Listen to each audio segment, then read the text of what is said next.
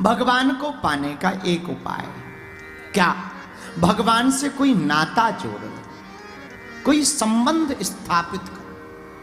अब सुनाना तो हमें भागवत है, लेकिन बात उठ गई है तो एक बात और बोलो। भगवान परमात्मा तो संबंध से प्रकट हो ही जाते, नाता जोड़ने से।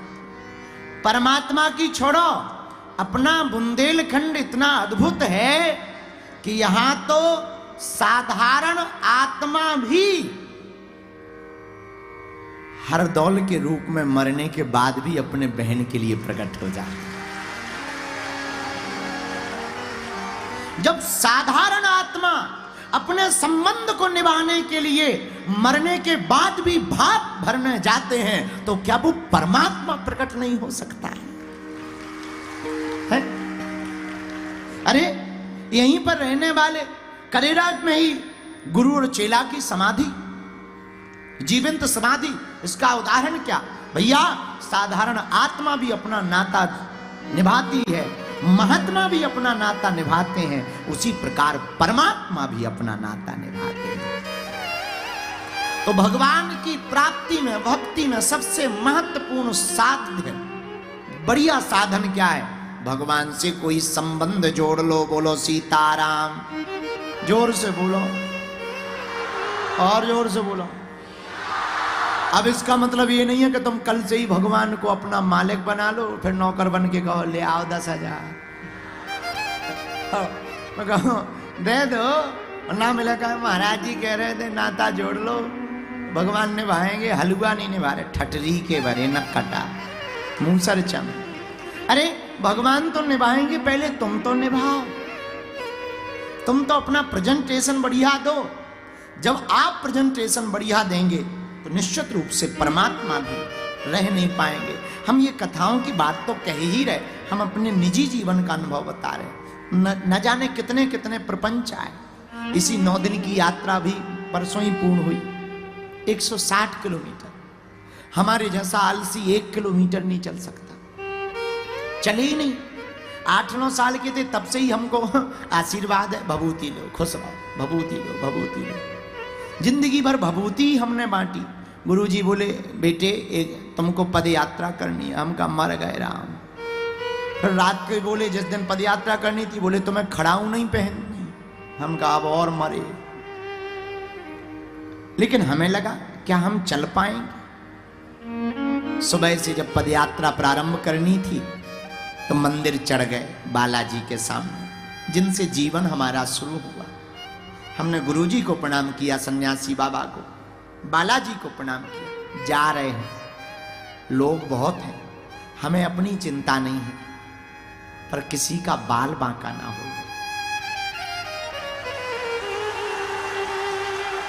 और जिस काम के लिए जा रहे हैं वो सफल हो जाए।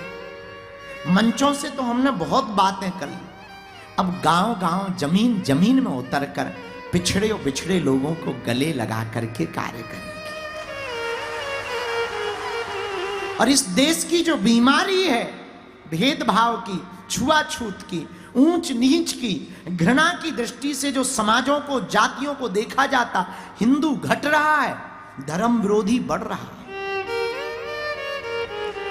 ये दूर हो जाए। हिंदू घटे ना, हिंदू जातियों में बटे ना, हिंदू एक हो जाए। हमने तो इतनी प्रार्थना की, आंखों में आंसू आ गए। और सच घटना बता रहे हैं भैया, हनुमान जी करे किसी की नजर ना लगे। 9 दिन हो गए, 3-3, 5-5, 10-10 लाख लोग रोड पर रहे। थोड़ी मोड़ी चोट को छोड़कर किसी का बाल बांका नहीं। 9 दिन, 160 किलोमीटर। दूसरे तीसरे ही दिन में ही हमारे पैर फट गए और वो पड़ गए पानी के फोड़ा। चलने में बड़ा दर्द होने लगा। हमने दूसरे दिन गुरुजी से रात को कहा, 10-11 घंटा पैदल चले, जब फोड़ा पड़ गए, अब सोचने लगे क्या अब हम चल पाएंगे? हमारा संकल्प टूट तो नहीं जाएगा, पैर लड़खड़ा तो नहीं जाएंगे, हम गिर तो नहीं जाएंगे। डॉक्टर पट्टी बांधने लगा, दर्द की दवाइयां देने लगा। डॉक्टर ने कहा कि थोड़ा आप धीमे चलो, जूता पहन लो। सबने कहा कि आप जूता पहन लो। हमने कहा नहीं, हमारे गुरु ने हमें आज्ञा दी है, जिसने हमें आज्ञा दी है हमारी चिंता वो करेंगे। और आपको बता रहे, आज तो हम यूं मान के चलो कि सीधा पदयात्रा करके पूरा फल करेरा वालों को ही मिला है। हाँ। और हम इतने आलसी, हमें खुद लग रहा था कि कथा हम पहले सोच रहे थे कि थोड़ा टाइम बढ़ा दें, 2-4 दिन आगे कर लें, फिर कर लेंगे। थकावट बहुत है, शरीर में पीड़ा ऐसी है जैसे किसी ने लठ मारे हो। तो हमने कहा मुश्किल है, लेकिन ये हनुमान जी का प्रत्यक्ष प्रमाण है भैया। भारत के इतिहास में आजादी के बाद एक नई क्रांति ऐसी पहली बार सड़कों पे देखने मिली कि हिंदू एक होकर के धर्म विरोधियों के लिए सड़कों पर उतरा।